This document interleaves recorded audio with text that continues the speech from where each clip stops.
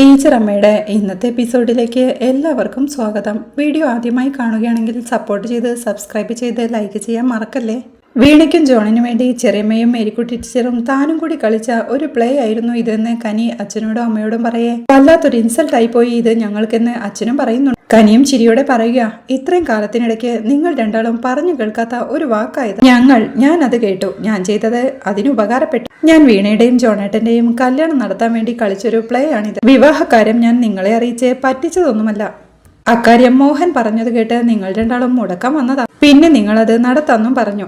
അത് നിങ്ങളുടെ ഉള്ളിലുണ്ടായ വലിയൊരു മാറ്റമാ. എന്റെ ആഗ്രഹങ്ങൾക്കൊപ്പം നിന്ന് തുടങ്ങുന്നവരായി നിങ്ങൾ. പക്ഷേ ഇത് ഞാൻ നിങ്ങളെ ബോധപൂർവം പറ്റിച്ചതല്ല. നിങ്ങളുടെ മാറിയ മനസ്സിന് നന്ദിയും ഒപ്പം നിങ്ങളുടെ തീരുമാനം ബ്രേക്ക് ചെയ്തതിന് ആത്മാർത്ഥമായ ഖേദവും എനിക്കുണ്ട് എന്ന് കനി പറഞ്ഞു നിർത്തേ. നീ ഞങ്ങളെ കളിയാക്കുവാണോ എന്ന് അമ്മയും ചോദിക്കുന്നു. അല്ല അമ്മേ, എനിക്കായി നിങ്ങൾ ഒന്നിച്ചു നിന്നതിന്റെ സന്തോഷമാ. അത് നടക്കാതാവുന്നതിൽ നിങ്ങൾ കാണിക്കുന്ന ഈ രോഷവും സങ്കടവും ഒക്കെ നിങ്ങൾ എനിക്കായി കരുതിയതിന്റെ അടയാളമാ. നിങ്ങളുടെ വിഷമത്തിൽ ഞാൻ സന്തോഷിക്കുകയൊന്നുമല്ല. പക്ഷേ പിരിച്ചുവിട്ട കുടുംബം വീണ്ടും ഒന്നായതായി തോന്നുമ്പോ ഒറ്റയ്ക്കായിരുന്ന പണ്ട് അവധിക്കൊന്നും വീട്ടിൽ പോവാത്ത ബോർഡിങ്ങിലെ ആ പെൺകുട്ടിക്ക് ഉള്ളൊന്നു തണുത്തു. അത് സന്തോഷമെന്ന ഒരു ചെറിയ വാക്കിൽ ഒതുങ്ങത്തില്ല. ജീവിതത്തിൽ എനിക്കായി ആദ്യമായി ഒരുമിച്ച് നിന്നതിന് അമ്മ, അച്ഛാ, ഞാൻ നിങ്ങളെ ഒന്ന് ഹഗ് ചെയ്തോട്ടെ എന്ന് ചോദിക്കുന്നവൾക്ക് പാർവതിക്കും രാമേട്ടനും ടെൻഷൻ ആവുക. എനിക്ക് സത്യമായിട്ടും അങ്ങനെ തോന്നുക എന്ന് പറഞ്ഞ് അവൾ കൈനീട്ടെ. അമ്മയും അച്ഛനും അവളുടെ അരികിലേക്ക് ചെന്ന് അവളെ ചേർത്ത് പിടിക്കുക. അച്ഛ എന്ന് വിളിച്ച് കനിയെ അച്ഛന്റെ മാറിലേക്ക് ചായുമ്പോഴേക്കും അദ്ദേഹവും സ്നേഹത്തോടെ അവളെ തലോടുകയാണ്. അമ്മയും സ്നേഹത്തോടെ അവളെ ചേർത്ത് പിടിക്കുമ്പോഴേക്കും ബാക്കിയുള്ളവരും സന്തോഷത്തോടെ ആ കാഴ്ച നോക്കി നിൽപ്പാം. വാക്കുകൊണ്ട് ഒരു കുടുംബത്തെ പിരിച്ചുവിടാനാവില്ലല്ലോ അച്ഛ. നിങ്ങൾ ഒന്നായി, ഒരടയാളമായി, സത്യമായി ഞാൻ ഉള്ളപ്പോ എന്നവൾ സന്തോഷത്തോടെ പറയെ. അമ്മ അവളെ ചേർത്ത് പിടിച്ച് ഒരു ഉമ്മ കൊടുക്കുകയാണ്. ആ കാഴ്ച കാണെ ഹോ സമാധാനമായി എന്ന ആശ്വാസത്തോടെ നെഞ്ചത്ത് കൈവച്ച് പറയുക ടീച്ചറമ്മ. മോളെ എന്ന് അച്ഛനും സ്നേഹത്തോടെ വിളിക്കേ. കനിയും പറയുന്നുണ്ട്, എനിക്കിത് മതി. കനിക എന്നൊരു വരണ്ടൊരു വാക്ക് എന്നെ വിളിക്കാതിരുന്നല്ലോ എന്നവൾ പറയുന്നത് കേൾക്കെ അമ്മ സ്നേഹത്തോടെ വീണ്ടും അവളെ ചേർത്ത് പിടിക്കുകയാ. വീണയെ ശ്രദ്ധിച്ച കനിയും, ആ പിന്നെ എനിക്കുള്ള ഗിഫ്റ്റ് നിങ്ങൾ ഇവൾക്ക് കൊടുക്കുന്നതായോ എനിക്ക് കിട്ടിയ ഗിഫ്റ്റ് ഞാൻ ഇവൾക്ക് കൊടുത്തതായോ നിങ്ങൾക്ക് കണക്കാക്കാമെന്ന് കനി പറയേ. ഇത് ഞങ്ങൾ വീണയ്ക്ക് കൊടുക്കുന്ന സ്നേഹമാണ് എന്ന് റാംജി പറയേ. അതെ, നിന്റെ ഗിഫ്റ്റ് നീ തന്നെ വാങ്ങിക്കൊടുത്താൽ മതി. ബാങ്കിൽ നല്ല ബാലൻസ് ഉണ്ടെന്ന് ഞങ്ങൾക്കറിയാമെന്ന് പാർവതിയും പറയുന്നുണ്ട്. അത് കൊള്ളാലോ എന്ന് കനിയും ചിരിയോടെ ചോദിക്കുന്നുണ്ട്. എല്ലാവരും സന്തോഷത്തോടെ ആ കാഴ്ച നോക്കി നിൽക്കെ. അപ്പോ ഇക്കാര്യം അങ്ങ് പൂർത്തിയാക്കിയല്ലോ നമുക്ക് എന്ന് ടീച്ചറമ്മയും സന്തോഷത്തോടെ ചോദിക്കുന്നുണ്ട്. കനി അതിന് സമ്മതം മുളുമ്പോഴേക്കും സുജി വക്കീലം വാ എന്ന് പറഞ്ഞ് വീണയെ വിളിച്ചോണ്ട് പോകുന്നുണ്ട്. എല്ലാവരും രജിസ്ട്രാറുടെ മുമ്പിൽ എത്തുമ്പോഴേക്കും കൃഷ്ണചന്ദ്രൻ സാറിനെയും അവരവിടെ ചെയറിൽ കൊണ്ടിരുത്തുന്നുണ്ട്. സന്തോഷം അപ്പോഴേക്കും ജോണിന് അടുത്തേക്ക് ചെന്ന് ഷെയ്ക്ക് ഹാൻഡ് നൽകി ജോണെ കൺഗ്രാറ്റ്സ് എന്ന് പറയുന്നു. ജോൺ താങ്ക്സ് പറയുമ്പോഴേക്കും സന്തോഷ് വീണയോടായി, Veena to the most wonderful woman I have ever met, congratulations എന്ന് പറഞ്ഞ് ഷെയ്ക്ക് ഹാൻഡ് നൽകുകയാണ്. കനി അപ്പോഴേക്കും രജിസ്ട്രാറോടായി, സാർ മുമ്പ് തന്ന അപേക്ഷ ക്യാൻസൽ ചെയ്തേക്ക് എന്ന് പറയേ. ശരിയെന്ന് പറഞ്ഞ് അയാളും അത് സമ്മതിക്കുകയാണ്. Marriage under special marriage act ആണല്ലേ എന്ന് ചോദിക്കേ. അതെ സാർ എന്ന് ജോണും. രണ്ടാളുടെയും ID തായെന്ന് ഓഫീസർ പറയേ.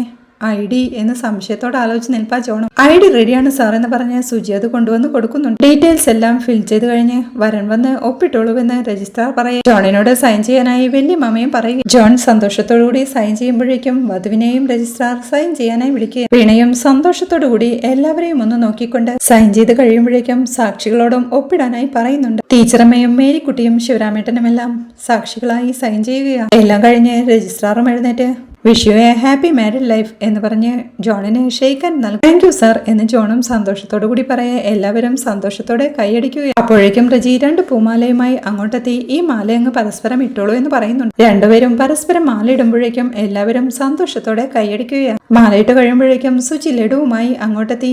ഒരു ലഡു എടുത്ത് രണ്ടുപേരുടെയും വായിൽ വെച്ച് കൊടുക്കാനായി പറയും. അവർ പരസ്പരം മധുരം പകരുമ്പോഴേക്കും സുജി കൂടെയുള്ളവർക്കെല്ലാം ലഡു വിതരണം ചെയ്യുന്നുണ്ട്. പിന്നീട് സന്തോഷ് വന്ന് അതെ ഞാൻ ഇറങ്ങാം എന്ന് യാത്ര പറയുമ്പോഴേക്കും കൃഷ്ണചന്ദ്രൻ സാറും സന്തോഷ് എന്ന് വിളിക്കുന്നുണ്ട്. സന്തോഷ് നോക്കുമ്പോഴേക്കും മാന്ത്രിക തൂവാല വായിച്ചു. ഫിക്ഷനേക്കാൾ മനോഹരമായിരുന്നു സന്തോഷെ ആ കുറിപ്പുകൾ. ഞാൻ വീണയോട് പറഞ്ഞിരുന്നു സന്തോഷ് ഫിക്ഷൻ എഴുതണം. ഉള്ളിൽ തൊടുന്ന ആഴ്ന്നിറങ്ങുന്ന മനോഹരമായ ഭാഷ. പിന്നെ മാന്ത്രിക തൂവാല പബ്ലിഷ് ചെയ്യണം കേട്ടോ എന്ന് സാർ പറയേ. സന്തോഷം, ഉറപ്പായും സാർ എന്ന് ചിരിയോടുകൂടി പറഞ്ഞ് എന്നാ ഞാൻ ഇറങ്ങട്ടെ എന്ന് വീണയോട് യാത്ര പറയുന്നുണ്ട് സന്തോഷ്. അതുകൾക്ക് കനിയും തടഞ്ഞുകൊണ്ട് അതെ ഇതങ്ങനെ നിസ്സാരമായി ഇറങ്ങി പോവേണ്ട മുതലൊന്നും. ഇതാണ് കഥയിലെ നായകൻ. സ്നേഹിക്കാൻ അറിയാവുന്ന, ജീവിക്കാൻ തീരെ അറിയാത്തൊരു മുതലാണിത്. പിന്നെ ആരും വെറുപ്പിക്കാനൊന്നും നിൽക്കണ്ട, എഴുതി നിങ്ങളുടെ കഥ കഴിച്ചു കളയുമെന്ന് കനി പറയുന്നത് കേൾക്ക് എല്ലാവരും പൊട്ടിച്ചിരിക്കുക. സന്തോഷേട്ടാ, ദേ വെയിറ്റ് ചെയ്താൽ ഞാൻ ലിഫ്റ്റ് തരാം. ബുള്ളറ്റിൽ ഇങ്ങോട്ട് വന്ന ആള് അങ്ങോട്ടില്ല, പിന്നെ ഓട്ടോ കാശും ലാഭിക്കാമേ എന്ന് കനി പറയേ.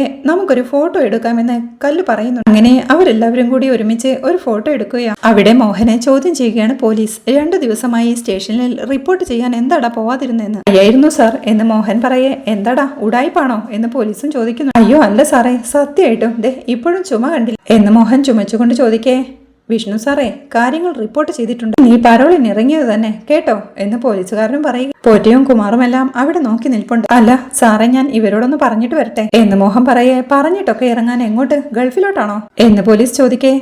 അല്ല സാർ, കൂട്ടുകാരാണ് സംസാരിക്കണമെന്ന് മോഹൻ പറയുമ്പോഴേക്കും ആ വേഗം വാ എന്ന് പറഞ്ഞ് അവനെ സമ്മതിക്കുന്നുണ്ട് പോലീസുകാർ. മോഹൻ പോറ്റിയുടെയും കുമാറിന്റെയും അടുത്തേക്ക് ചെന്ന് പോറ്റിയോടായി, കാർന്നോരെ ഇനി ഒരു ഇറക്കമുണ്ടോന്ന് പിടിയില്ല, ദേഹമനങ്ങി ഒന്നും ചെയ്യാൻ പോലും വയ്യ, കുറച്ച് ചങ്കു പൊട്ടി വരാതെ പരിപാടികളൊന്നും ചെയ്യാൻ പറ്റാതെ ഇവിടെ നിൽക്കണേക്കാളും നല്ലത് അകത്ത് പോയി കിടക്കുന്ന ഉള്ള മാനമെങ്കിലും കാണും. സിംഹം വീണ ചത്തുപോണം കാർന്നോരെ, അല്ലെങ്കിൽ കൂട്ടിലാവണം, എന്നാ തരുന്നത് തിന്ന് ഉയരെങ്കിലും കിടക്കും. നിങ്ങളും ഒതുങ്ങി അവിടെ നിൽക്കാൻ നോക്ക് കാർന്നോരെ എന്ന് മോഹൻ പറയാം. അത് പിന്നെ അത് തന്നെ മോഹനാ.